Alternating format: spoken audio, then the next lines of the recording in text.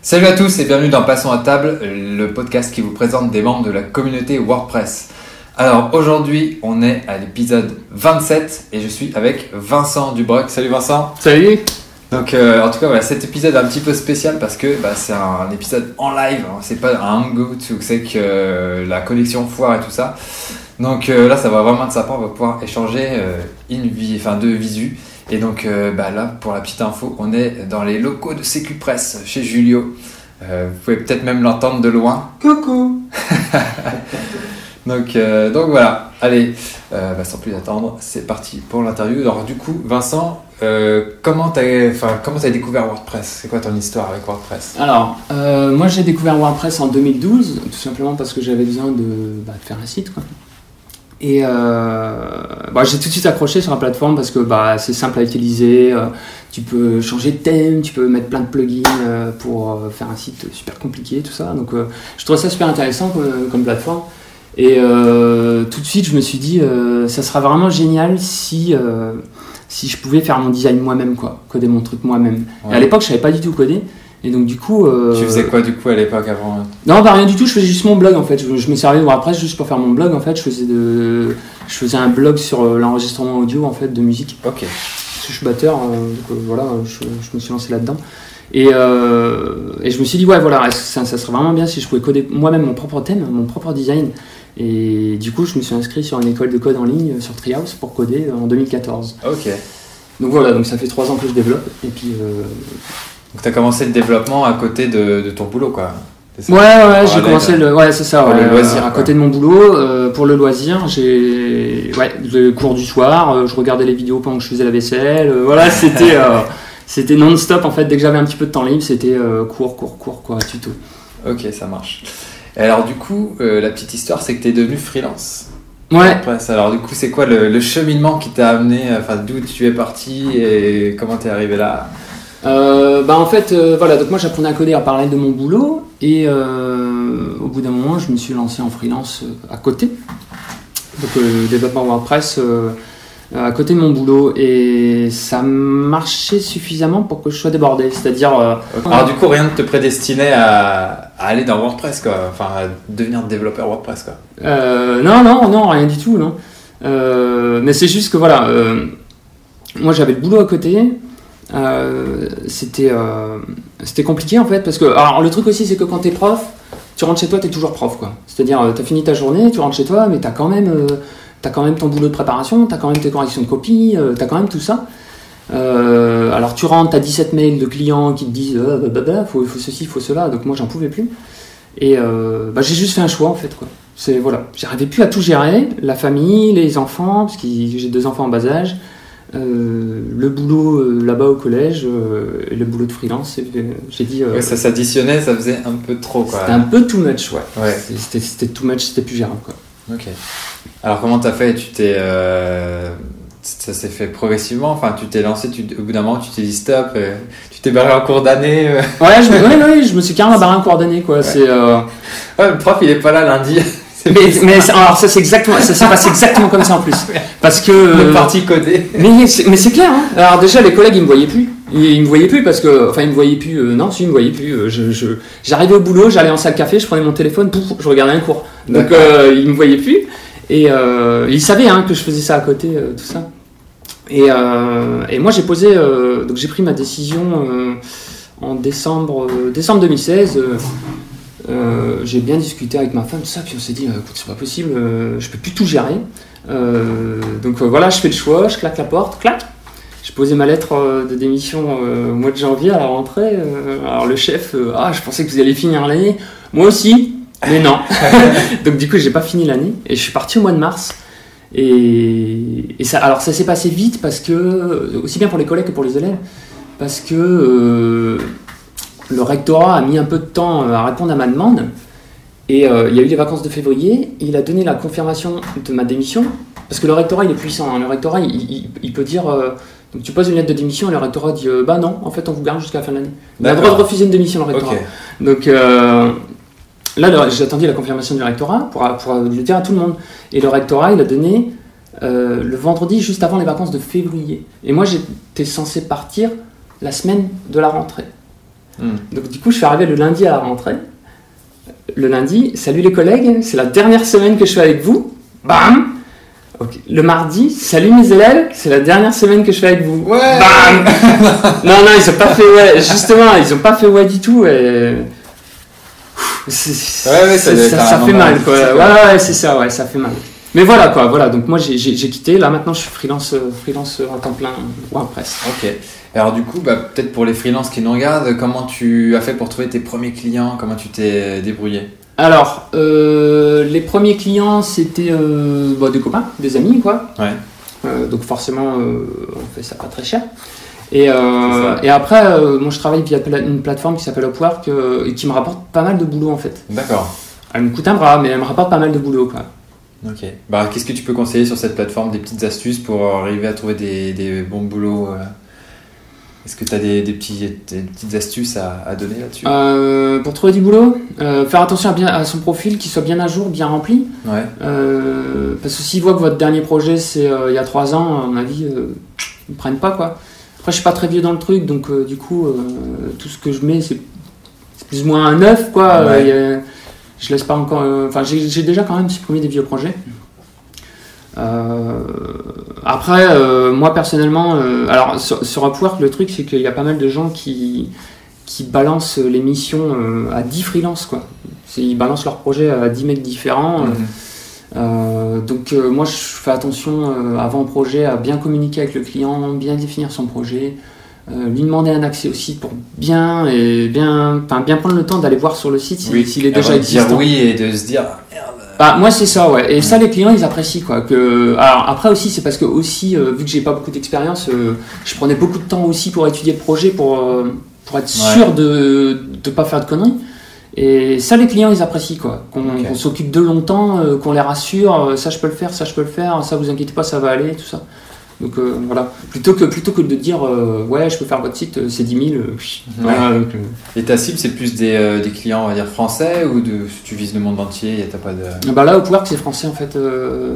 Ouais. C'est que en France si je dis pas de conneries. Je crois que c'est mondial Upwork. Je sais pas. Ah c'est Upwork. Ouais. Ah je crois que c'était Upwork. Non ouais Upwork c'est ouais mais ça Upwork j'ai jamais eu de demande dessus. Okay. Alors j'ai jamais eu de demande dessus et vu que Upwork me sollicite beaucoup, je cherche pas trop ailleurs. Alors après, il y avait aussi, j'étais inscrit sur 404 Works, mais j'aime pas du tout le système parce que sur 404 Works, en fait, c'est les clients qui font des appels, quoi. Ils postent un projet et après, c'est les freelances qui regardent et qui disent oui, ça m'intéresse, oui, ça m'intéresse. D'accord. Ouais. Alors, mais le problème, c'est que t'as un gars qui va poster un projet et puis t'as 10-12 freelances qui vont arriver en dessous. Ouais, ça m'intéresse. J'aime pas du tout le système parce que j'ai vraiment l'impression que c'est le pêcheur qui agite un petit bout comme ça. Ouais, tu demandes j'aime pas ça du tout. Alors que sur Upwork, c'est différent dans le sens où c'est les clients qui te trouvent. Ils cherchent, ils tapent par exemple développeur PHP ou développeur WordPress. Moi j'ai déjà bossé sur.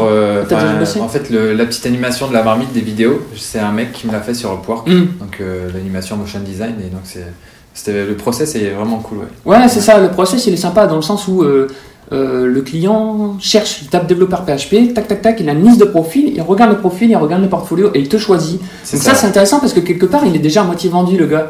C'est vrai, hein, il arrive, il vient te voir, il sait déjà qui tu es, il sait déjà ce que tu fais, il sait déjà quel est ton tarif. Et voilà, t'étudies juste le projet, quoi. Okay. Donc c'est pour ça que pour moi pour l'instant Upwork c'est une plateforme qui marche. Ça me rapporte pas mal de boulot, quoi. Ok, c'est cool. Et du coup, alors en tant que freelance débutant, est-ce que tu t'es déjà fait un petit peu avoir? Bien sûr, sur cette même plateforme d'ailleurs, évidemment. Est-ce que tu peux nous raconter ça, que ça serve d'expérience un petit peu à ceux qui nous écoutent? Alors Upwork, ils font une belle promesse, ils te disent vous êtes payé sur 48 heures, les clients prépayent et tout. Effectivement, tu fais un devis, le client valide le devis, il prépaye la mission. Et donc l'argent, c'est Upwork qui garde l'argent. Tu sais que ton argent, tu sais presque que ton argent est en sécurité. Et à la fin de la mission, le client, il valide la mission, tac, tu touches ton argent en 48 heures. Alors c'est vrai que c'est censé marcher comme ça. Et en théorie, ça marche comme ça, c'est pas mal. Dans le sens où tu n'as pas une facture à éditer et après à attendre un mois que le gars il paye. Ça, c'est cool. Mais le problème, c'est que juridiquement, ils n'ont pas de pouvoir. C'est-à-dire que Moi, ça m'est arrivé 2 fois. Tu livres un produit, et le gars il regarde et il dit ouais, mais en fait, non, ça me va pas, non, je suis pas satisfait, je paye pas. Comment ça, vous payez pas? Non, je suis pas content, c'est pas ce que je voulais, etc., etc. Et le gars, sur simple recommandé, il récupère son argent.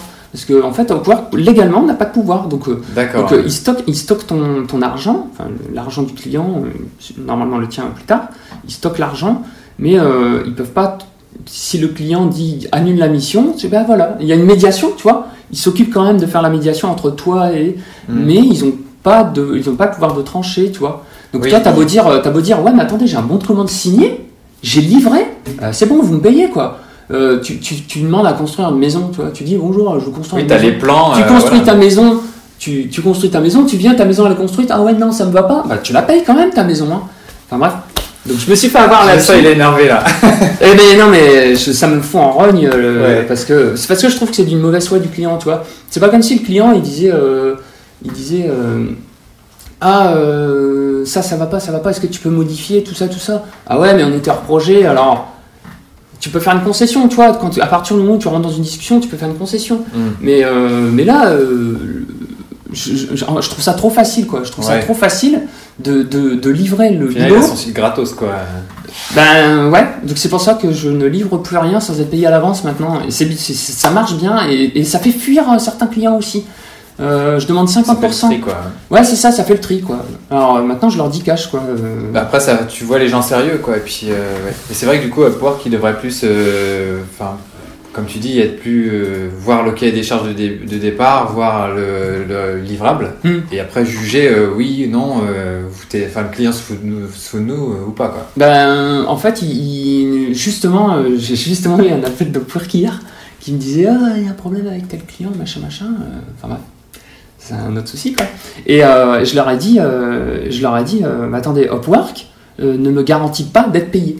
C'est-à-dire, je travaille, et si le client dit, en fait, non, il récupère son argent.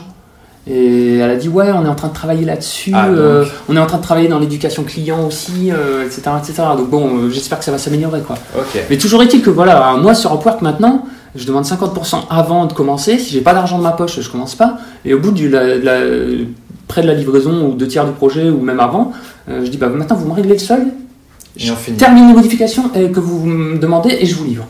Et je livre plus rien si j'ai pas l'intégralité dans ma poche, quoi. Ok, donc un bon conseil à suivre. Ouais. Voilà. Parce que sinon on est à la merci de ces gens-là, quoi. Enfin des clients, donc c'est un peu délicat, quoi. Ok, en tout cas voilà, c'est une bonne astuce. Alors du coup, pour faire suite à ces retours sur freelance aussi, il faut savoir, j'ai appris que tu avais acheté le kit du freelance, donc c'est des interviews sur le chaudron. Ouais. Est-ce que tu peux nous faire quelques petits retours Ouais. Sur ce que tu as pu écouter. Alors c'était super intéressant. Il y a 7 ou 8 interviews. Mais je crois que je vais en rajouter quelques-unes. Et ce qui est intéressant, c'est que des gens c'est vraiment des aspects différents à chaque fois, c'est-à-dire qu'il y a quelqu'un qui parle uniquement du cahier des charges, c'est Laura Fraisse qui parle de la gestion de projet, c'est super intéressant. Benjamin Lupu, l'interview de Benjamin Lupu, c'est vraiment préféré parce que lui, il est des deux côtés, quoi. C'est-à-dire qu'il est dev, mais aussi il cherche des prestataires pour ses projets à lui. C'est ça, ouais. Et donc c'est super. Enfin, comment il explique le truc, c'est super intéressant de vraiment avoir les deux côtés, le côté client et le côté prestataire, en fait, au final. Oui, c'est ça, ouais. Donc ça, c'était super enrichissant, quoi. Vraiment, c'est vraiment super intéressant. Donc voilà, si jamais ça vous intéresse, allez voir sur le chaudron, wpmarmite.com/chaudron, puis il y a toutes les infos si vous voulez un petit peu avoir les bonnes pratiques pour vous lancer en freelance. Donc ça vous mettra le pied à l'étrier.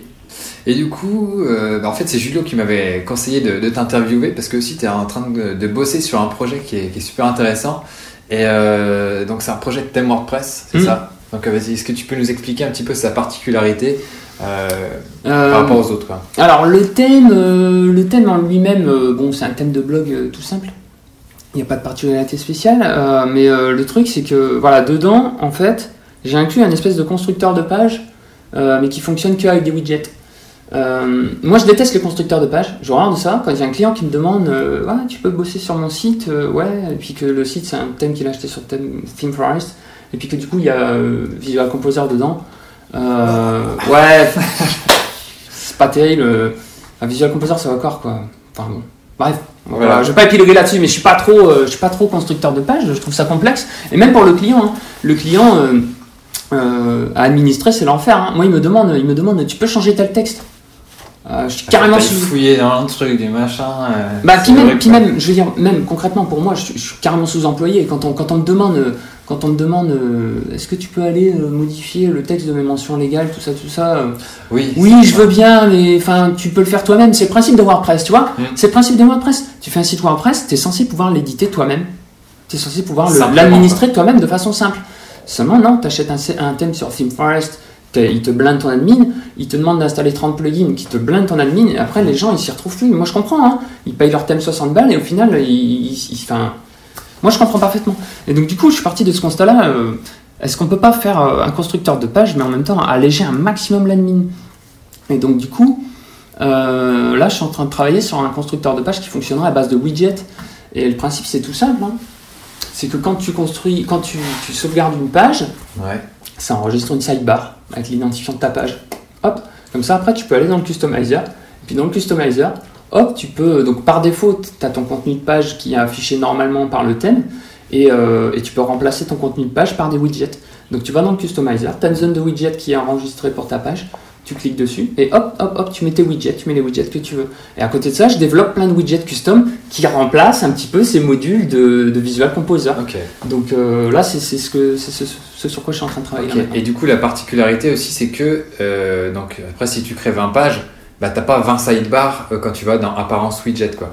Tu as juste ta sidebar qui se trouve là quand tu vas dans Apparence personnalisée Widget, qui s'affiche que quand tu modifies juste c'est ça, question. Ouais, c'est ça, la sidebar. La sidebar, elle est pas enregistrée dans l'admin, elle est enregistrée parce qu'en fait, quand la fonction register sidebar, ça remplit un tableau, donc c'est vraiment tout con. Donc du coup, je fais ça, mais uniquement sur la zone sur le customizer. En fait, j'enregistre les sidebars uniquement dans le customizer et pas dans l'admin en fait. Donc du coup, quand tu vas sur ton admin, tu vas sur ta zone tu cliques sur apparence, tu vas dans widget. Dans la mine, quand tu es dans la mine, tu as uniquement les sidebars du thème normal qui sont enregistrés. Et si tu veux modifier si tu veux modifier ta page avec les widgets, tu vas dans le customizer. L'avantage aussi, c'est que le customizer, c'est live. C'est-à-dire que tu dragues tes widgets et les widgets ils sont en selective refresh et boum, ils apparaissent directement. Tu changes les options de tes widgets, hop, ça change en live. Bah, t'attends une seconde que ça se rafraîchisse, quoi, mais c'est cool, quoi. Donc en fait c'est un éditeur front-end live quoi, et qui utilise que du natif de WordPress. C'est ça. Après, ça utilise que du natif de WordPress. Le markup il est propre parce qu'au final moi, je crée une sidebar, donc je crée une section, et puis dans la section, il y a un div donc widget. Donc, c'est pas blindé de shortcode, quoi. Voilà, c'est pas blindé de shortcode. Ton contenu, il est toujours accessible. Il suffit de vider ta zone de widget. Tu vides ta zone de widget, tu auras ta page normale. Donc, ça pose pas de problème. Et puis, c'est live, quoi. Tout est natif. Donc, c'est vrai que ça se différencie vraiment par rapport par exemple, au Divi Builder, au Visual Composer ou à tous les autres constructeurs de pages, parce que voilà, ça... on a aussi des constructeurs de pages en live, quoi, comme Beaver Builder, mais là du coup c'est vraiment que avec des éléments de base de WordPress. C'est ça, c'est que du natif. Voilà. C'est qu'il n'y a pas de JavaScript qui se charge en plus, parce qu'en général, un thème de ThemeForest, tu l'installes, tu importes la démo, tu vas sur ton front, tu attends 5 secondes. Hein. Ouais. Donc là, tu n'as pas ça, même dans l'admin. Hein, tu vas dans l'admin de Visual Composer ou n'importe quoi, tu attends, ça charge. Ah, c'est bon, mon contenu. Tu cliques. Ah bah non, parce que le JavaScript, le handler du clic, il n'est pas encore fait. Enfin, c'est pas possible, quoi. C'est juste pas gérable. Là, pas de JavaScript, rien du tout. Enfin, si, le JavaScript du customizer, mais c'est ça, ouais. Tout est natif, quoi. Tout est natif. Ok. Alors du coup, où est-ce que les gens qui sont intéressés par ce projet peuvent tester le thème ou le télécharger, peut-être sur GitHub ou sur le repo? Alors pas encore, Alors justement, je suis en train de finir le thème. Donc une fois que j'aurai fini le thème, il sera sur le repo .org. Ça, il va aller tout de suite sur le repo.org. D'accord, ouais. Je fais une série de tutos à côté aussi, créer un thème repo ready, et dans cette série de tutos justement je vais expliquer tout ce que je fais dans le thème pour passer toutes les recommandations du repo. Et donc voilà, c'est une petite parenthèse. Et le thème donc il sera dispo sur le .org j'espère le mois prochain. Et j'aimerais le passer sur le .com. En juillet, quoi, du coup. Ouais, voilà. Et j'aimerais le passer sur le .com plus tard, aussi. Donc, ouais, c'est vrai. En juillet 2017, normalement, c'est dispo. Donc, de toute façon, je mettrai tous les liens sous la vidéo pour que vous ayez toutes les ressources. Et puis, aussi le cours, la petite formation de Vincent pour apprendre à créer des thèmes pour le répertoire officiel. Ça peut être sympa si vous avez envie de contribuer ou même de vous entraîner et puis de passer par ce process et puis de contribuer à la communauté en mettant un thème à disposition. Ça peut toujours être sympa. Et puis donc voilà. Après, pour ceux que ça intéresse, moi je veux bien, ils m'envoient un mail, je leur envoie le zip. Ça pas marche. de problème, c'est gérable. Bon, après, c'est en cours. Si j'envoie le zip et qu'il y a des trucs crado dedans, c'est que c'est pas fini. Voilà. Mais moi je veux bien, du coup, tu vas le mettre aussi sur GitHub pour qu'il y ait des améliorations, des gens qui viennent t'aider à le. Ouais, pourquoi pas. Ouais. Je l'ai pas encore fait, mais je n'ai même pas encore pensé. Mais ouais, pourquoi pas. Ouais. Et du coup, ça fait combien de temps que tu bosses là-dessus? Sur le thème? Ouais. Sur le thème, ça fait un mois peut-être. Ah, c'est tout frais alors. Ouais. L'idée, elle date quand même. Parce que je l'ai implémenté d'une autre manière sur mon site actuel. Si vous allez sur ma page d'accueil, c'est déjà des widgets, mais j'ai fait ça par un template de page. Donc, du coup, c'est un template de page qui enregistre une sidebar, mais du coup, cette sidebar, on peut l'utiliser que pour ce template. Donc, du coup, on peut pas utiliser ce template pour d'autres pages. C'est pas dynamique, quoi. C'est pas encore bien fait, quoi, mais l'ébauche, elle était là. Donc, en fait, l'idée, elle traîne depuis longtemps. Et en fait, voilà, on a trouvé un moyen simple de faire ça pour toutes les pages. Parce que c'est vrai que ça existe déjà dans certains thèmes, mais que pour la page d'accueil. Donc en fait, on pouvait mettre ces widgets. Si je dis pas de conneries, c'est Genesis qui fait déjà ça. C'est Genesis qui m'a donné l'idée en fait. Genesis, c'est ça, il y a sur beaucoup de thèmes Genesis, même sur le Genesis de base, tu as trois zones de widgets, home top, home middle et home bottom. Et c'est pour mettre des widgets pour faire ta page d'accueil. Et il propose aussi les widgets recent posts, tout ça. D'accord. Donc c'est ça que j'ai fait. Putain, c'est génial, mais il faut faire ça sur toutes les pages. Et donc voilà, c'est comme ça que c'est venu, quoi. Ok, super. Et du coup, tu vois comment le projet là, ça fait un mois, mais dans un an, comment tu vois le truc? Je sais pas. Déjà, je pense que je vais essayer de développer un max de widgets. Alors, pourquoi pas offrir une version de base pourquoi pas offrir une version de base du thème avec, je sais pas, je dis une petite 5 ou 10 modules widget custom, quoi. Et plus tard, que les gens puissent rajouter des widgets. Ils puissent acheter, je dis une bêtise, ils puissent acheter un nouveau widget à 5 € et puis bam, ils puissent rajouter des nouveaux widgets. Il y avait ça, c'était une idée aussi. Étendre le support, parce que pour l'instant c'est que pour les pages, étendre le support au custom post type par exemple, ça peut être intéressant aussi. Tu fais un custom post type portfolio, ça serait bien que tu puisses aussi utiliser Builder sur tes pages portfolio. Avec des widgets spéciales portfolio. Exactement, voilà. Donc voilà, il y a moyen de l'étendre, quoi. Et vraiment la version de base, je pense avec 5-6 widgets custom, ça peut sortir assez vite. Le mois prochain, je pense que je vais essayer de sortir ça. Un thème opérationnel. Ça marche. Un thème opérationnel et gratuit le mois prochain. Et après, on verra faire une. Et puis ça permet d'avoir aussi des retours des utilisateurs pour l'améliorer. Ouais. C'est surtout ça en fait. Moi, j'aimerais d'abord sortir un produit utilisable, le balancer, voir ce que ça donne un petit peu, si les gens, si ça les intéresse, s'ils utilisent bien et tout. Et pour après l'étendre, faire une version pro, faire une version tout ça. Donc voilà. Bon, il y a du pain sur la planche. J'ai du taf, il y a du taf. Et du coup, tu as dû entendre parler du nouvel éditeur Gutenberg là, qui va sortir, alors je sais pas quand, mais comment tu vois, est-ce que tu penses que ça peut bien s'intégrer les deux ou... Alors, je suis à la bourse, j'ai pas encore regardé Gutenberg. J'avais dit de le faire en rentrant du WordCamp, j'ai pas encore fait. D'après les retours que j'ai sur Gutenberg, c'est que en fait, ça ressemble au shortcode dans le sens où ça insère des balises HTML à droite à gauche, tout ça. Faut voir les modules que Gutenberg offre par défaut. Est-ce que ça rentre en concurrence? Probablement. Mais toujours est-il que pour l'instant Gutenberg c'est pas encore ça. Il y a encore plein de bugs. C'est pas encore propre. Après, il faut voir aussi les thèmes, comment ils vont gérer ça. Parce que si Gutenberg permet de créer des nouveaux blocs, des nouveaux titres, tout ça, il faut que les thèmes puissent le gérer, parce que si les thèmes ne peuvent pas le gérer de façon satisfaisante... Ça va rester comme un éditeur normal, quoi. Ça va rester comme un éditeur normal. Donc la question, voilà, moi la question que je me pose pour l'instant, c'est est-ce que Gutenberg va s'occuper aussi de tout ce qui est layout, tout ça? Voilà, faut que je teste encore, faut que j'étudie un petit peu le truc pour voir, si... comment ça vers quoi ça s'oriente. Ouais, c'est ça, pour voir vers quoi ça s'oriente, quoi. Parce que c'est vrai que le WYSIWYG actuel... moi il me va, mais on est quand même assez vite limité, quoi. Donc je pense que c'est pour ça aussi que les gens vont vers des page builders. C'est ça. Et les page builders, c'est des usines à gaz, quoi. Ok, C'est ça le problème. ça, Donc ouais. on verra bien ce que ça donne, quoi. On verra ce que ça donne. Ça marche.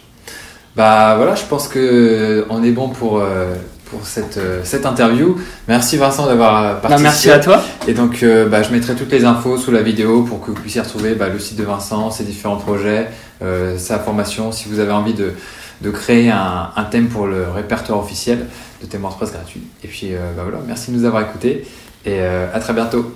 Salut, Ciao. merci. J'oubliais, attendez. Abonnez-vous à la chaîne YouTube de la Marmite pour recevoir les prochains épisodes. Et puis voilà, aussi la newsletter du blog si jamais vous voulez recevoir les dernières infos. Donc voilà, cette fois tout est bon, on peut y aller. Ciao, Ouais. salut. Merci, salut.